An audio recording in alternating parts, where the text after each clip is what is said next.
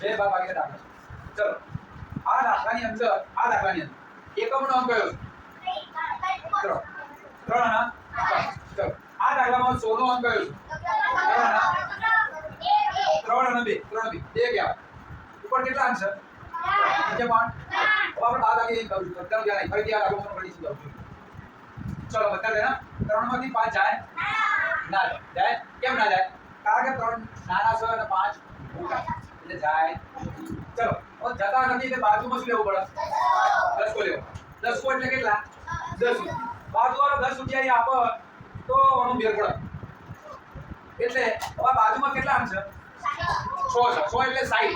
100 એટલે 60 રૂપિયા તમારે આપે. એટલે દશકના અંક 6 છે. તો 6 ની 7 કિંમત 60 રૂપિયા થાય. હવે 60 માંથી આપણે 10 રૂપિયા લઈ લીધા. એટલે કેટલા વધ્યા? 50 વધ્યા. તો 50 માં દશકનો અંક કયો હોય? 5 છે. એટલે અહીં 5 મૂકી દો. આપણે આપ્યા કેટલા? 60 માંથી 10 રૂપિયા આપ્યા. 10 રૂપિયા 60 તો હતા 10 રૂપિયા આપ્યા એટલે કેટલા થાય? ચલો હવે 13 માંથી તમારે કેટલા કાઢવાના થાય? 5 રૂપિયા કાઢો.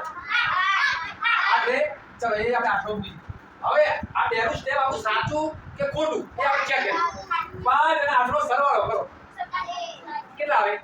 13 આવે. તો 13 ઉપર છે તો પહેલું સ્ટેપ આપણું સાચું. ચલો બીજા સ્ટેપ બોલીએ. 5 માંથી 8 જાય ના જાય. 5 નાના છે 8 મોટા છે જાય. તો 500 આપણે 10 કો લેવો પડે. 10 કો લઈએ એટલે આપણે 10 રૂપિયા મળે. કેટલા રૂપિયા થાય? 300.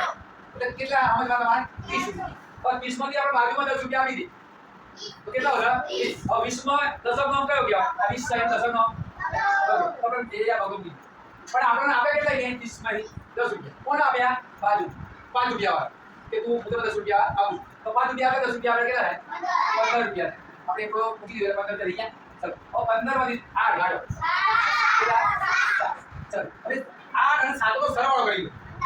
કેટલા થાય? તો બીજું સ્ટેપ આવું કર 7. એટલે તમારા દાખલામાં ભૂલ ક્યાં પડે છે આવું ચેક કરી લો.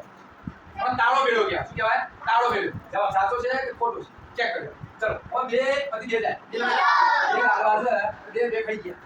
શું હતું? એટલે આપણો જવાબ કેટલો મળ્યો? 70 ના 8 71. કેટલા? 71. ચલો હવે આ દાખલો છે. રાધિકા બેન આવશે ને મને ઘણી બધા. ચલો ચલો